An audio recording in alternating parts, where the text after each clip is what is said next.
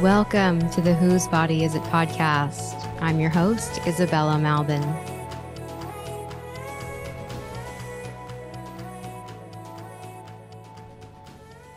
For those who don't know me, I'm a birth worker, a life coach, hypnotist, and a former liberal feminist turned radical truth teller.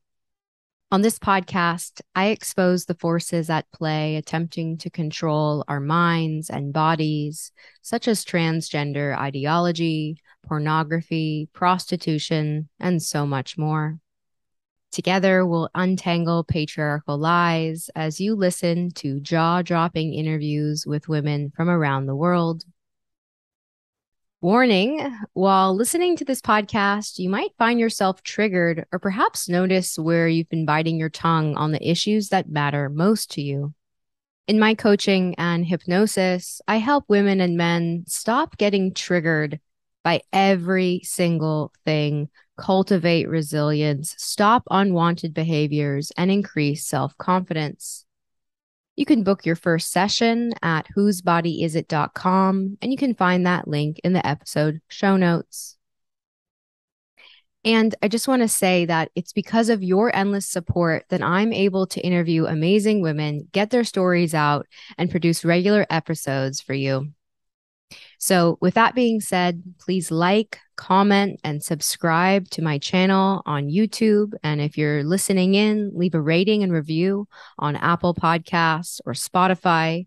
And also consider making a financial contribution via the link in my show notes. You can also visit my activist sticker shop. My pro-woman stickers have the power to intercept transhumanist programming. So take a photo of your stickers out in the wild and tag me on Instagram at Whose Body Is It. Without further ado, let's get into this week's story.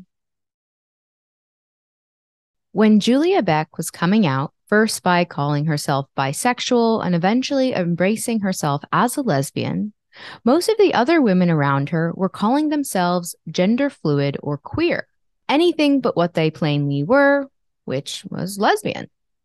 She encountered the SCUM Manifesto, her first radical text, and began to question everything she understood about the order of men and women in society.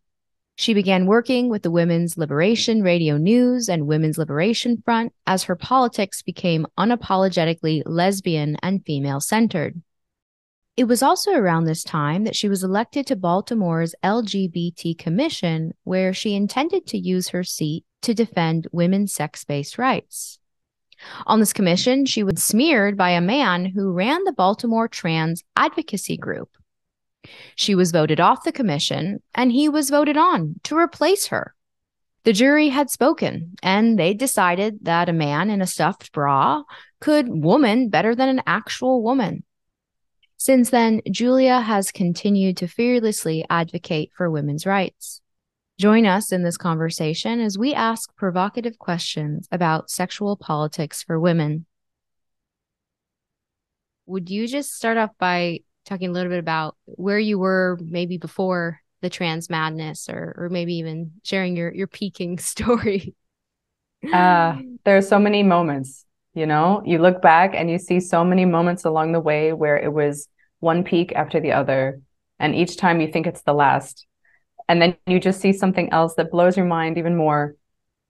I guess the best place to start would be what I read that opened my mind to thinking in a different way. It was the SCUM Manifesto by Valerie Solanas. And wow, it shocked me. I never knew that women could write this way. I studied English. I studied how to teach English. And so I read a lot of novels, a lot of fiction, a lot of classics, as they are called. And mostly are written by men. You know, the canon is very male. And so when I got a hold of this SCUM Manifesto by Valerie Solanas, I was really just blown away. And I fell in love with the kind of power that she used in her words. We know more about the kind of person that she was and the kinds of things that she was experiencing. You could say that she had a little bit of trouble in the head to be putting it in a euphemistic way. But I don't think that takes away anything from the force and the power behind her ideas. So that was the first really radical text that I read. I was given that text by two lesbians in Baltimore, Maryland. And we were just friends. We would hang out. They would have parties, dinners at their place. The interesting thing was that it was only women who came over, but almost none of the women called themselves lesbians. And so I was coming out thinking about maybe calling myself a lesbian. I first started with bisexual and then eased into it. But looking back now, I think, wow, I was given this wonderful text in the company of women who were participating in our own erasure. That's a little bit twisted, but I am very grateful for them anyway. It was a fantastic company to be in. And I guess that's where it all started.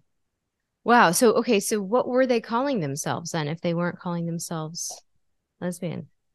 It would be non-binary. That was a really popular one. There were a few gender fluids. That's really fallen out of style, I notice. No one really is gender fluid these days. That's But a good point. Yeah. yeah, non-binary is popular. I think that was the main one. There was a non-man. There was a trans man that I remember. I don't remember so much specifics because at the same time, it wasn't so important. There was not such a heavy meaning placed onto these words in the same way that I think is placed on them today, at least online. So I'm really not sure what exactly the words were, but no, unfortunately, lesbian was not one of them. And what year was this? Like this would be 2015, 2016. Around 2017, I had a more radical group of friends, and it would be the same kind of thing: dinners, meetups, let's get together and let's talk about how to burn it all down. But we were all lesbians, and we all called ourselves some kind of feminist, mostly radical feminist, and that was really a wonderful blossoming of friends and community. And we organized things together. We did actions together. We vandalized things together, and that was amazing and fantastic. And that really gave me a lot of strength. It made me think that I could do something more meaningful than just, going out at 3 a.m. with a marker. So what was that more meaningful thing? What do you mean? Well, I had started to volunteer with a feminist podcast called Women's Liberation Radio News. They're still going strong after how many years? It's incredible. Props to WLRN. I was working with them and doing interviews as similar as you're doing now. And I think my first interview was with Julie Bindel, and my microphone wasn't working, and I was so ashamed. So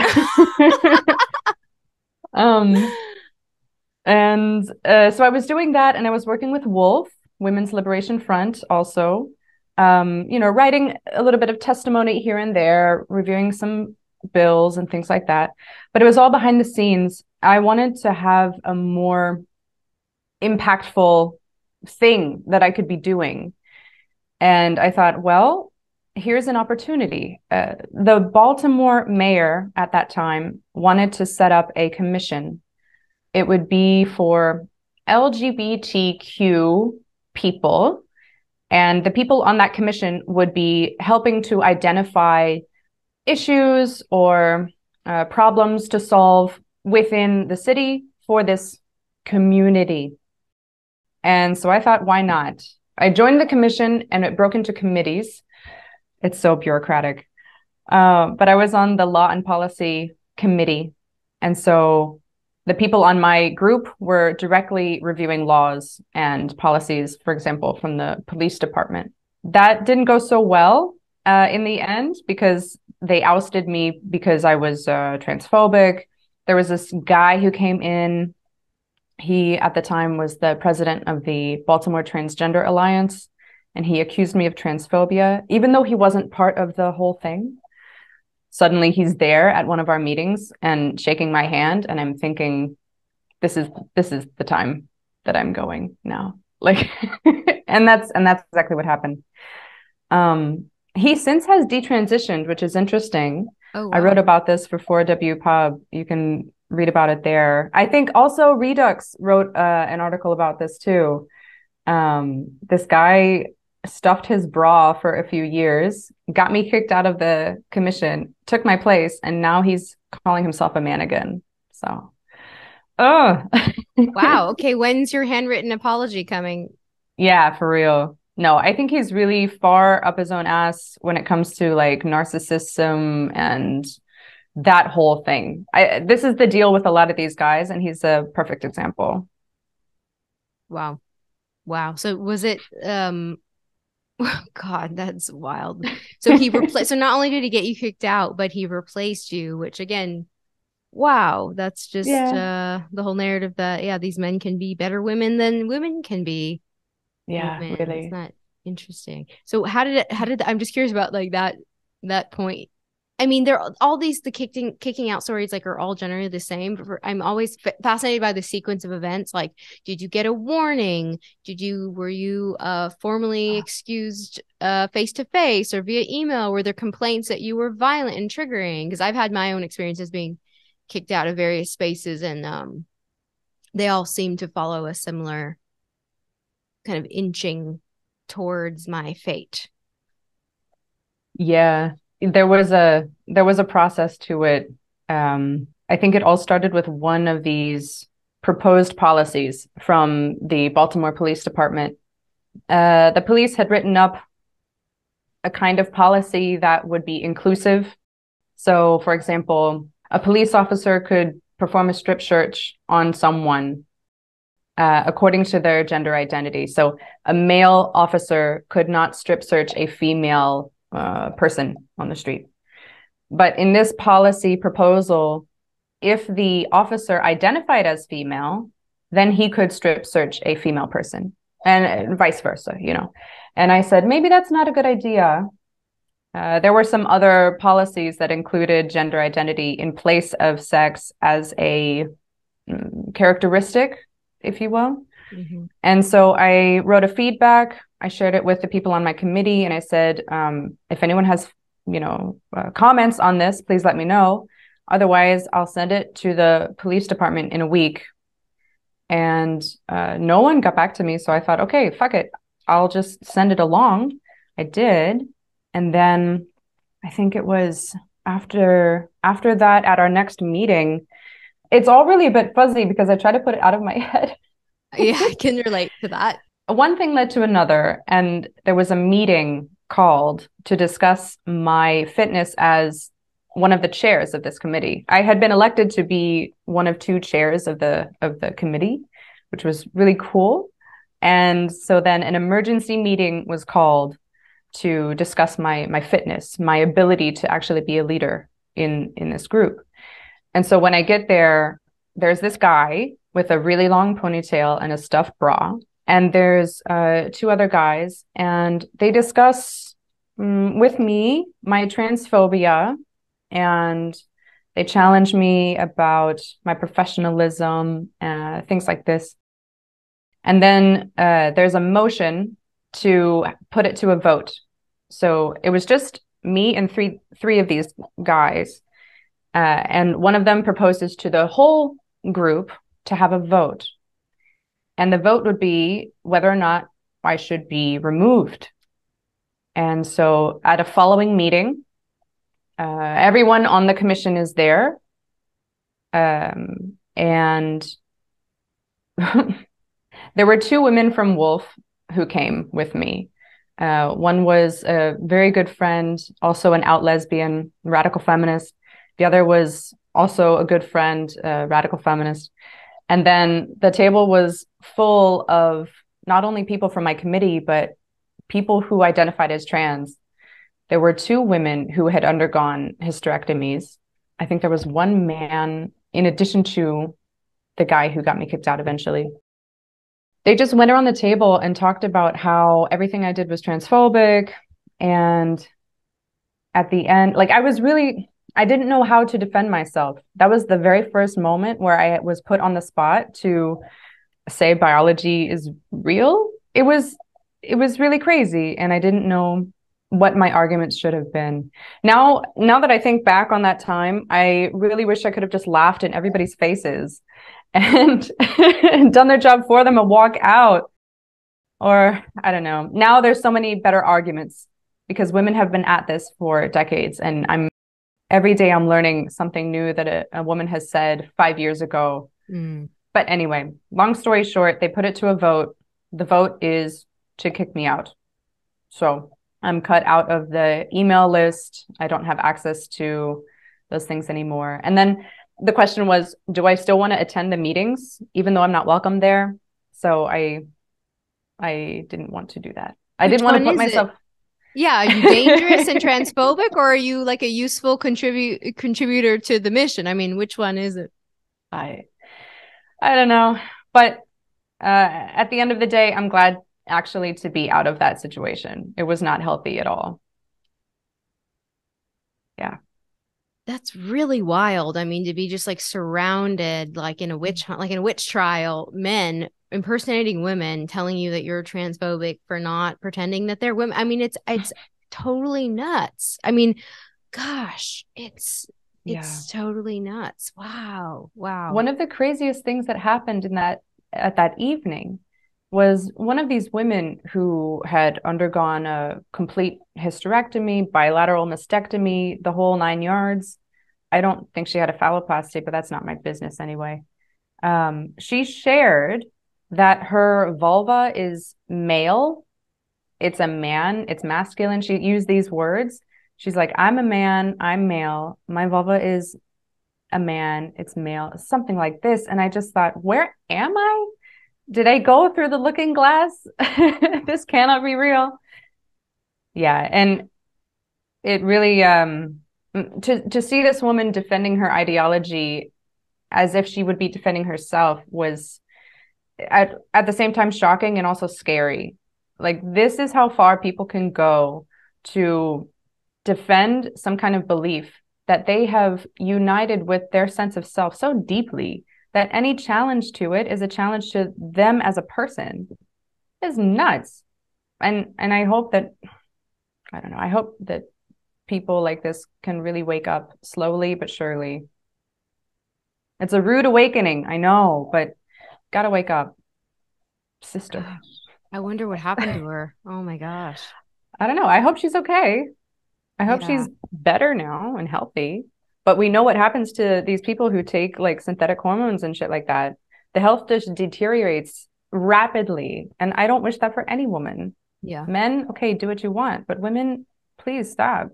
Yeah. Oh, okay, men shouldn't also have their health to deteriorate, but I really don't care about men. They're the ones that got us here in the first place.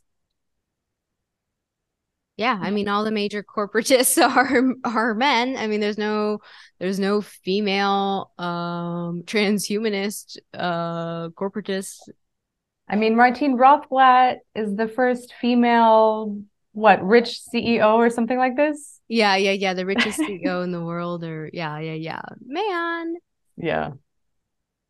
So do you consider yourself you're not a lesbian separatist, right? You're not like living on woman's land, or how do you make that, distinction when you mentioned like burning it all down? I mean, I assume you're talking about the patriarchy, Yeah, yeah. not the city of Baltimore.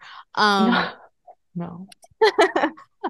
Would you talk a little bit about like your political affiliations or beliefs, and how they intersect with a rad fem analysis? Mm. I love the idea of separatism. Love it. Love, love, love it. I wish for all women to try to practice this in any way that they can. The concept of separatism is very easy. It's a simple idea and easy to understand. Women just live with each other. No men around. Men are not even a concept to be considered.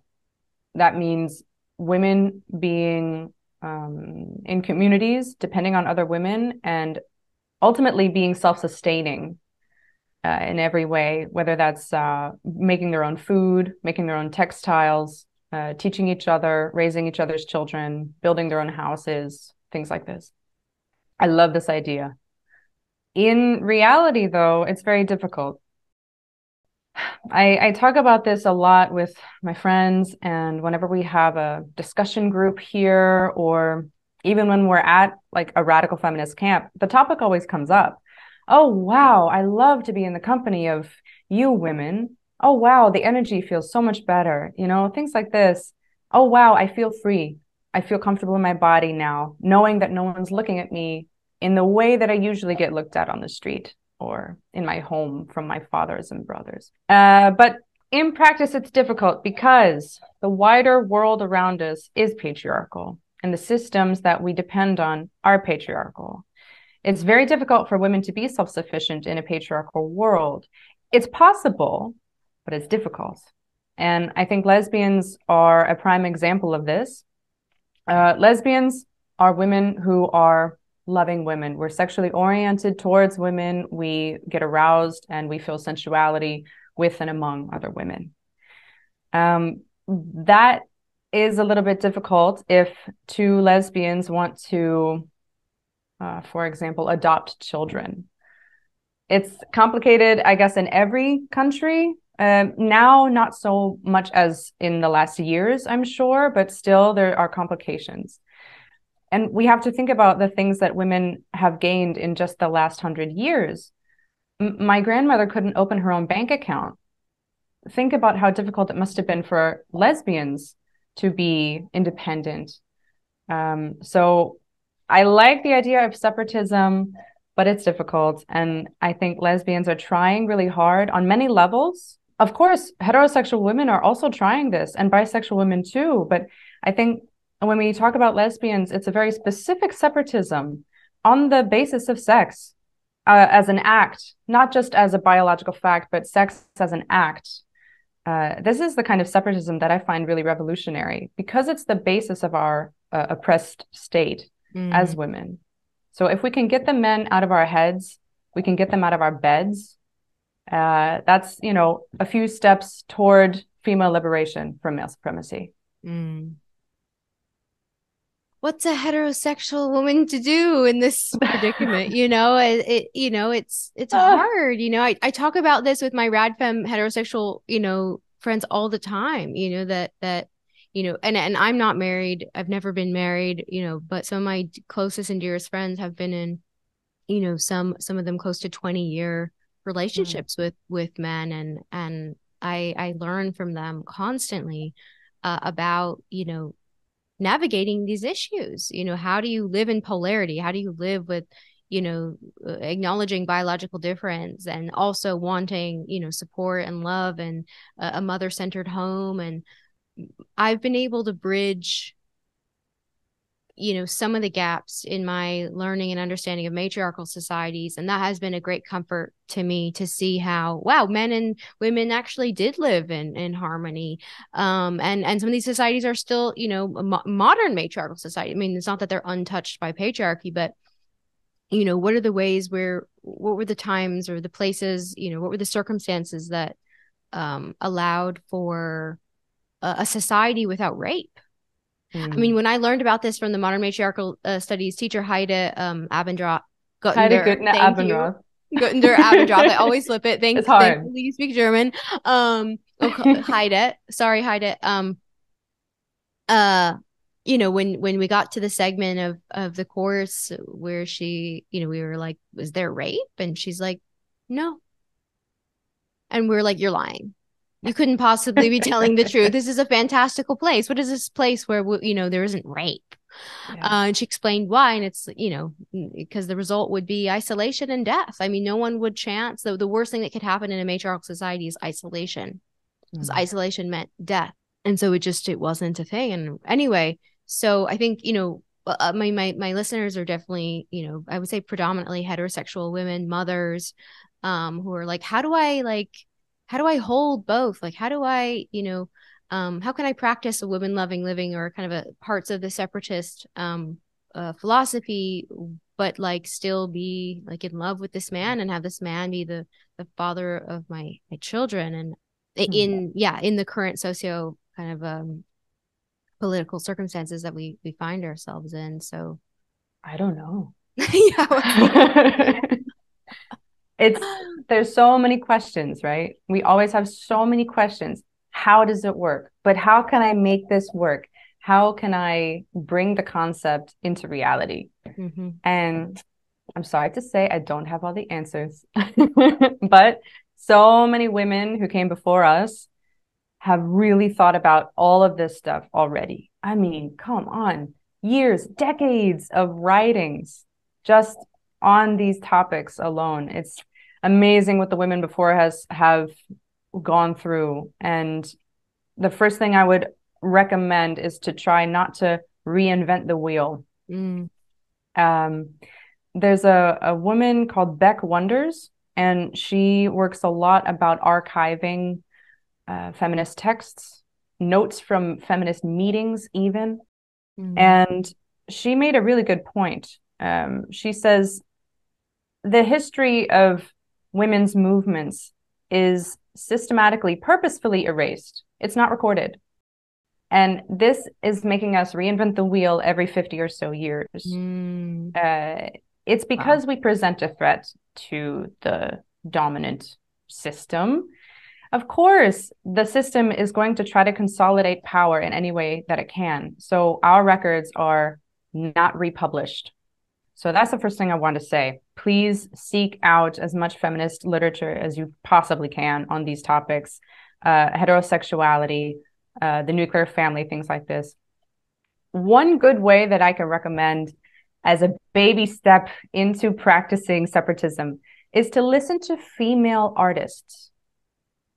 I found it really hard, actually, as I was leaving university and living on my own and trying to work out my own place in the world. I listened to a lot of male artists, male bands, male vocalists, basically. And when I tried to start listening to female women's music, all I could find was like Beyonce, Britney Spears, Shakira.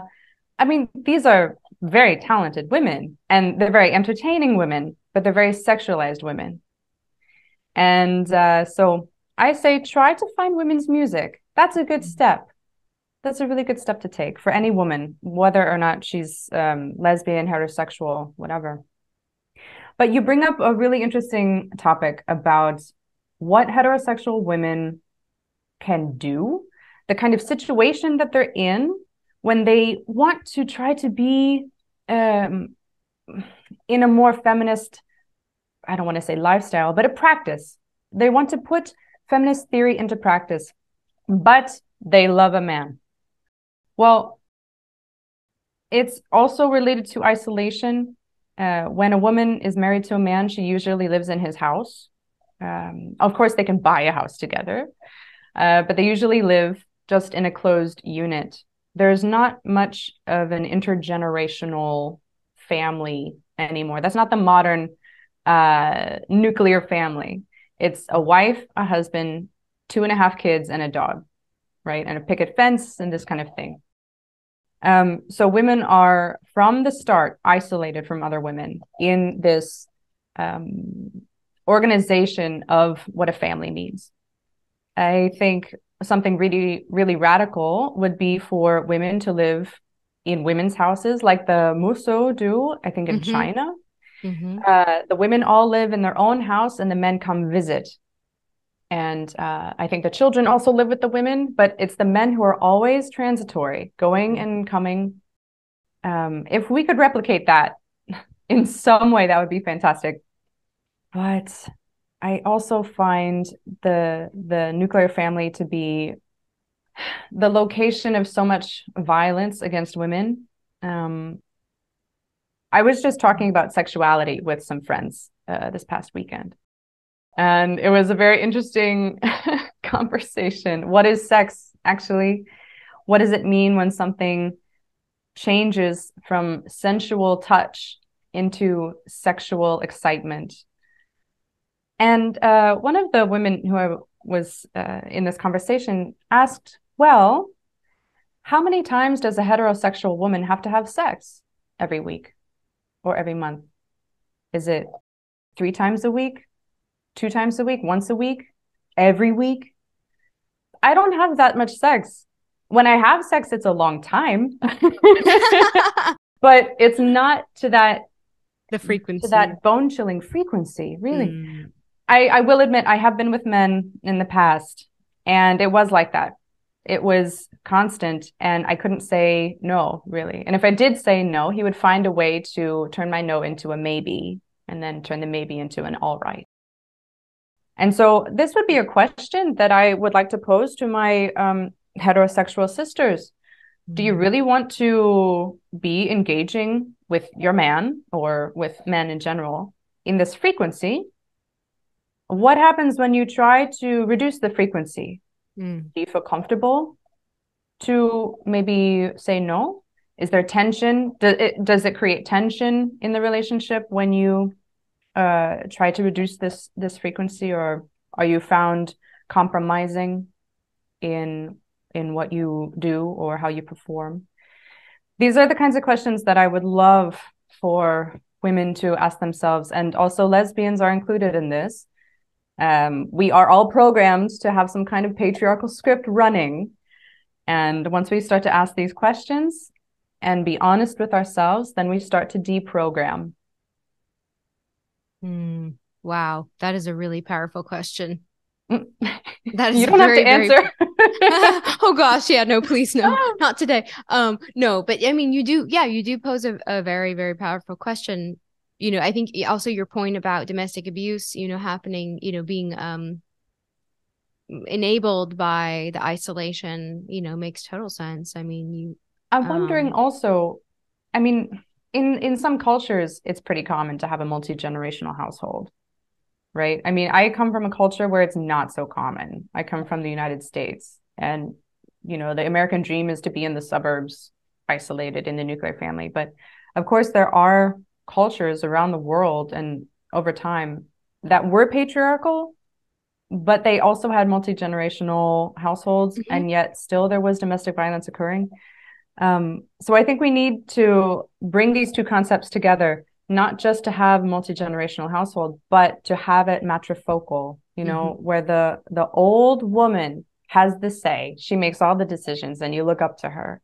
I think that's an important part that's missing. And not because she wants to exert dominance and control, but because that just is the best outcome for everyone in the family. It's just, it always is. No, it's so true. One thing that I'm sure you've come across too that I find particularly frustrating is, well, it's amazing that people, across the aisle are like working together to fight the gender identity industry. I'm all for that. I love conservative women. I've worked with conservative women, religious Christians, Orthodox Jews. I'm like, this is not a kind of a calling out of any one, group necessarily. But I will say that a point of frustration for me is the talking point that, around like the whole trans agenda trying to destroy the nuclear family, like putting the nuclear family on a pedestal, romanticizing the nuclear family, parenthood, and isolation. I think what they're saying is, we could talk about the loss of parental rights and the normalization of third-party reproduction. And, all those points are relevant and important. But yeah, I just can't get behind this. Like, they're just trying to destroy the nuclear family. I'm like, yeah, let's destroy it. Like, let's go back to the Klan. let's get it over with. But yeah, there's that conflation of this agenda, being kind of maybe gripping a bit tightly to something that certainly isn't serving women. Yeah. I also see a kind of backlash in TikTok. I'm not on TikTok, but some of the women who I follow on social media are, and they're reporting that there's a trend now with younger women to look like a 1950s housewife. It's called trad wife. Yes. What the fuck is this? It's like the backlash to liberal. It's the conservative backlash to the Yes. liberal wave that we've seen. Yeah. It's just Yeah. swinging the opposite way, though. Yeah. I've seen this more in the homeschooling, homesteading, like in its particular flavor, not as like tacky and overtly misogynistic, but undertones of misogyny. Mm. Like more women should just admit that they just want to like bake bread, and like baking bread is the most fulfilling thing that they could do. And I'm like, okay, that's amazing. Like if you love homemaking and you are like a baker, I mean that is an artistry like that. I'm not Yeah. seeing myself as a podcaster and some like hierarchy over you, but like, you know, but I think, yeah, as you said, it's a backlash to the lie that we've been told, that Mm. we can, you know, put off our fertility, you know, our expectations of growing a family, you know, for as long as possible. We can freeze our eggs and then just kind of turn it back on when we're ready, you know. So I think there's a lot of yeah, like we've been lied to, which I totally believe. Like, I totally think we've been lied to about birth control and Mm. about our fertility. And I think, you know, the sexual revolution had a lot of negative impacts on women. It wasn't all just freedom and liberation and, you know, free access to, you know, abortion pills was like our ticket out of oppression. Yeah. No, like you know, it's so complicated. But yeah, I see it in my own particular niche flavor, not thankfully not as scary as the trad. I don't know about the trad wife, but yeah, I mean, I think there's definitely reclamation in, you know, being back on the land and, you know, Mm. tending to the home and having the home be, you know, the center, and not just the kind of the transitory place you go in between work every day. Um, so I see value in the best of intentions, you know, Yeah. around that, and also the misogyny and the regressive um thinking in that, for sure. Mm. It's always another question. I'm having a lot of questions today for you. It's always another question. Who benefits? Right. Yeah, of course, if a woman wants to bake bread, go and do it. I love bread. I would eat all of the bread. But really, who benefits Yeah. if you're just staying at home watching the kids? If it's a life you like, okay. But as a class, women have been told to do this for centuries. So Right. maybe it shouldn't be the only option. This is where I would like the idea of choice. As a concept, we should have free choice, and we can get philosophical about it if you like. But I would like the choice of earning my own money or baking my own bread. Women should be able to have the choice. And I notice the more and more I think about it, how much free choice do women really have? For example, to go on birth control, how much choice do you have? If at first you're socialized to believe that you should like men, and then they're pressuring you to have sex with them, so of course you're going to go on birth control because you don't, like, you're 14, 15 years old, you don't want to have a baby. So if you can access birth control, of course you're going to do it. This was my story also. And I was on birth control for almost a decade. Mm. And then my uterus sang the song of freedom, and my periods were wicked for the first for the first few months because my body had to take back control. That was a crazy, crazy few months. But just noticing the things that happen to our bodies when we feel like we have to make a decision that's actually not a good decision in the long run for us. And this applies to almost any topic that we could talk about. Mm-hmm.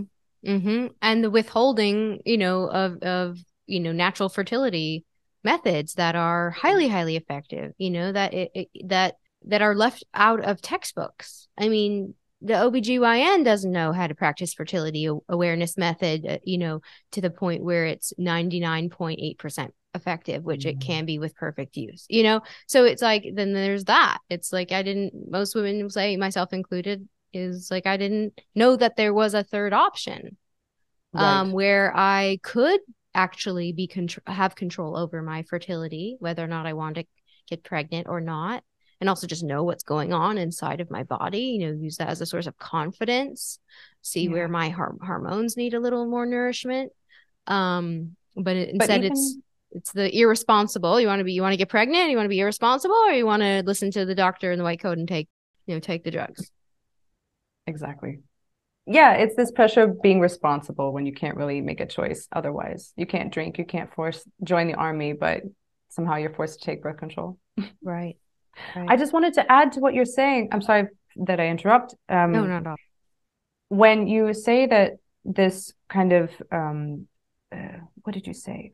Birth control, like fertility options are not trained or not shared. There's no education about them in the actual field of fertility. There's also not so much education about the female body in general. Like the clitoris has only just been talked about. It's just been discovered, which I think is such a funny way of putting it. But really, the clitoris was just, I guess, publicized and taken seriously by male scientists and male medical experts. The clitoris of all organs. Jeez. This just blows me away. It just makes me really sad. Like, I love my clitoris, and I wish women would love their clitorises too, spend more time with them. How dare they take this away from us? Especially when we talk about FGM, for example, the way that our bodies are so mutilated beyond recognition. It's obscene. It's like a human rights violation, really. This goes for FGM, and this goes also for what we see happening in these transgender surgeries on really young girls. I mean, girls of any age, but how dare they do this to us? It makes me really mad. I'm just noticing how mad I'm getting with you. Yeah. It's really insane. Yeah. It's pretty horrible. And even if just you think about the testosterone, like the enlargement. Well, actually, one of the, like from the testosterone use, the enlarged clitoris, but also birth control actually shrinks your clitoris. Oh, really? Yeah. Yeah. There's a book called The Fifth Vital Sign that's written by a woman that I know named Lisa Hendrickson Jack. And she cites a study where they found that one of the lesser known side effects to the public, at least, is clitoral shrinkage. And actually the only male birth control that ever was produced and went through a couple trials, it didn't make it anywhere because one of the side effects was testicle shrinkage. The men were like, that. fuck this. Yet, women are facing all sorts of long and short-term side effects with taking hormonal birth control. And that's just with the pill. I mean, we're not even talking about the IUD or the patch or the implant. We're just talking about the pill, which is bad enough, but that is a whole thing. But yeah, I feel your anger, and I've also heard, like it kind of felt like, I don't know if you felt this way, but there seemed to be a lot of momentum, at least in my like doula world, when I was a doula and like teaching fertility awareness method and teaching reproductive health workshop. There was this reclamation of like, yeah, like our vagina actually is distinct from the vulva. Like it's, we've been using the wrong words. And like, why are we saying fallopian tube? Like that was just a guy named George Fallopia, like an Italian obstetrician. Like that's our uterine tube, like really being more specific about the language that we use. And then bam, men can give birth. Men can have periods, men can have abortions. Like it's just a hole. It's just a front hole. It's insane. This reframing of things is infuriating. I was just thinking about this. As I mentioned FGM, I also thought about how many people compare it to male circumcision. It's not the same thing. And they try to call FGM female circumcision. It's not the same thing. When we call the vaginal hole the front hole, that's not it. My urethra is my front hole. I have 3 holes, and I don't want to even call them holes. That's demeaning. And I find that language is the battlefield on which this ideological fight is happening. But in the real world, the language is having real life physical effects on our bodies through all of the institutions that are pushing this ideological linguistic manipulation into our minds. It's like, first we have to take the pill, which is the language. And then the pill affects our body, which is the different kinds of things that we either opt to or are forced to undergo. I really think that we need to take back the language in every way that we can. And I find it really great that the fallopian tubes were not called fallopian, the uterine tubes. Yeah. When I found out that almost every part of the female reproductive system is named after one man or another, that was a bad day. So thank you for making that effort about the tubes. Oh, My tubes yeah. appreciate it. Oh, I'm so glad. One of my favorites that I learned from a traditional Chinese medicine doctor that I interviewed named Susie Hazen. She said that the meaning or the word for uterus in according to their textbooks, I can't remember if it's Mandarin, I can't remember, but the translation for the word that they use to describe the uterus is palace of the child. Whoa. Isn't that Wow. amazing? The palace of the child. I mean, that's beautiful and amazing, but my It's not its only lesbian use. warning sign is, yeah, it's like, not every woman should or has to or must have babies. No. But it's interesting. It signifies, I think, the kind of biological imperative that's placed upon women in order to reproduce, to Mm. give the next generation of progeny of soldiers to defend the land, of Mm-hmm. patriarchs. But still, Mm-hmm. it's a very nice sounding. I love your interpretation. It resonated with me because it took it out of the pathology, like of the Yeah. cells and the tissue and even the blood. The blood is amazing, but like it just Mm, took it out of it really took it into like a spiritual kind of realm, rather than just a function, of the body and its potential to create life. And yeah. um that it just metaphorically, just your body, or your matricentric like look on the world, being like, how can we create like a palace for children? Like, how can this universe be like a safe place for the child, whether you're actually bearing children um or not. And that came up a lot in the course with Haida too, talking about the aunties and the role of the women who don't give birth, and the role of how to mother without actually technically being a mother. Now I Yeah. feel like we can't really talk about that, because then it gets into like the third party Mm, euphemistic kind of language, third party reproduction euphemistic language, where you're like, no, you're not actually a mom, like you bought that woman and like you rented her and then bought her baby, so don't you dare call yourself a mother. But in the context of matriarchal societies, the mother and creating that environment is beyond the actual bearing of the child. There's a societal responsibility to the children of the earth, which is the lens through which I think, not the only lens I think women are coming into this work, right? We want to defend adult human females, but we are also looking at the children who are being gaslit to no end. And yeah. God, their little spongy minds. I digress. Well, you bring up children. It's a good topic to talk about. And there's on one side you have the matriarchal idea that the village raises the child.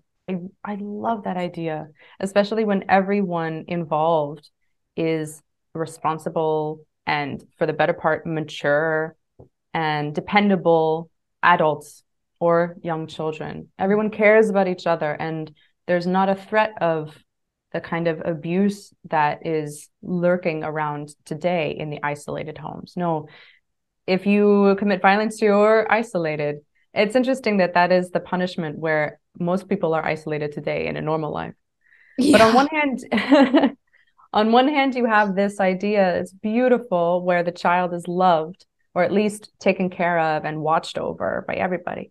And on the other hand, you have this idea of the third party concept, where one woman donates her egg, a second woman gestates that egg through pregnancy and gives birth to the resulting child. And then a third woman is the legal mother. So one child could have three mothers through the system of in vitro fertilization and surrogacy.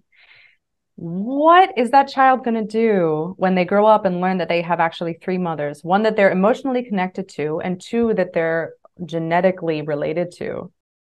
It's also a question of, gaslighting. How is a child going to process this? What structures are in place to support children who are in this position? I think there was an article published recently about exactly this situation, where a young girl has grown into adolescence and she's realized that she has three moms. How is she going to process that? I also think of the children, to change the topic a little bit, I also think of the children who have been, I don't want to say breastfed, but chest fed by their fathers, who are taking these, I don't even want to talk about it, but it needs to be talked about. The fathers are taking cross-sex hormones in order to force lactation, and then they're forced chest feeding their newborn infants. Meanwhile, the actual birth mother is lactating in a chair. Like, what structures are in place to support these children? That's what I want to know. Mm-hmm. Also, the mothers. I mean, we also have the topic of the mothers who are forced to endure this kind of gaslighting, is a good word for it. There's also trans widows. So women who have been married to men and then the men transition. I think Vaishnavi Sundar is publishing a film very soon on this topic, featuring interviews of exactly these women. I'm excited about this film. I don't know if it's out yet, but when it comes out, I saw that. I've interviewed at least two. One of them became he was a sissy hypnoporn addict and ran through lots of money, was physically abusive, demanded the kids call him mom. I mean, just the typical rigmarole of a narcissistic, trans-identified porn addict man. Just the butchering of what it means to be, just linguistically, Mary Lou always talks about this, like, they've taken everything. Like, I will not, she's like, to even give it over linguistically to say that men can give birth, even if you don't believe it, just to give it over linguistically is such a betrayal. To say that men can be moms and breastfeed, and what you're describing about the breastfeeding is totally perverse. And it's not, I mean, someone who has no idea of like lactation and the number of ounces a baby would need throughout the day will see that like cover image, on an article and go, wow, he's breastfeeding. She quote, she is breastfeeding that baby, when in reality, like at best, he might be producing like drops, like a fraction of what the baby actually needs, which makes it even more perverse. Like, why? Who is this for? It's for you. It's for you. This for? And Jennifer Law talks about that with the buyers of the babies, who the heterosexual couples, the same-sex couples, who will do that skin to skin with the baby that they bought. It does absolutely nothing. The purpose of skin to skin is for like the baby to find the breast and for the mother to release enough oxytocin for her uterus to contract so that she doesn't hemorrhage. Like it has a function, right? It's a very like complex and beautiful and yet very simple as well process if it's uninterrupted. And so you have this baby rustling around, rooting, trying to find the breast on a man they never met, who's might not even be biologically related. It is so fucking creepy. You put it this way, it's a man they never met. Exactly. It's a man they never met. It's a stranger, basically. Oh my God. Something clicked when you said this. And I have really firm lines around like even dad doing, like the actual dad, not in a surrogate situation. It's like the baby, unless the mom and baby are separated for some, reason, if she's had a surgery or God forbid she's, not conscious or whatever. But I mean, that baby is a newborn. That baby needs to be on its mother like immediately to ensure like its well-being and the mother's. They are one. They're still one. Yeah. They're still one. It's just, yeah, it's. I wonder where we're going to go next. I mean, in the beginning, I was talking about all my peak moments, right? The next crazy thing and the next crazy thing. And every time I peak, it feels like this is it. And then we hear about these men forcing lactation. And then what's going to happen next? What's the next crazy thing that we're going to hear? I'm kind of jaded from it all. I know that I should expect something ridiculous to happen. I also have a small lingering hope that it's going to turn around, and we have seen the first moments of this, I think, coming from the UK, where this Tavistock clinic is shut down. I mean, Keira Bell winning her case was amazing. Also with Alison Bailey going in there and the Women of LGBT Alliance too, women going into the court system and fighting. I don't want to say fighting the good fight, but that's really what they did. They're standing up for lesbians and they're standing up for women. This was really nice to see. So I hope we see more of these stories as time progresses. Not just the crazy shit, but the amazing successes that women are achieving. Yeah, I hope so too. And here we had Jamie Reed, the St. Louis, Missouri clinic whistleblower. That was pretty big. Oh, I'll look into Did you hear this. about that? No. She was working at a gender clinic, being like, I don't really think like this child is like stable, like to do Oh, this. And in many words, that's my brief summary. But she has like records of emails that she had, sent saying like, I don't think we should be doing this, or like I have concerns. And there's been also some glimmers of hope from the New York Times. They were under fire for their yeah. About J.K. Rowling, this thing. What I is don't it? know if I think it was a series. I don't know if it was specific to JK. It might have been. I think it was just like a kind of a trend of veering away from the pro-trans affirmation narrative. And for that, GLAAD did a truck outside.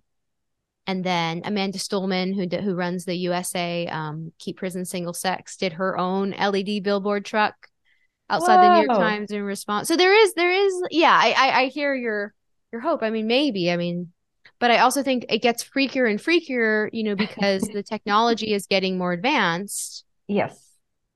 And it's Yes. like, are you really going to do that? And they're like, yeah, we're really going to do that. I sometimes I don't want to think about it. We see these sci-fi movies and men can do whatever they want in movies or in literature. Male perversion knows no bounds in the fantasy world. I'm just hoping that the boundary between fantasy and reality is not so blurred in the next days, years, whatever. But I think it really does help, though, when women get out and onto the street and do things. Like you're saying, this woman got her own truck and put it outside as her own protest. I think this kind of stuff really, really helps. And it can be small things too. I mean, you don't have to get a truck and put it on the street. You can also just talk to your friends and family. Yeah. Or you can do what I did in the very beginning, get a really big Sharpie and go out at 3 a.m. You don't have to put your face, out there if you don't feel like it's a comfortable thing to do. But as long as we don't give up, then there will be hope. And we need to have hope to keep going. If you enjoyed this episode, please share it with a friend or family member who needs to hear this content. And if you do share it on social media, don't forget to follow and tag me at Whose Body Is It? So until next time.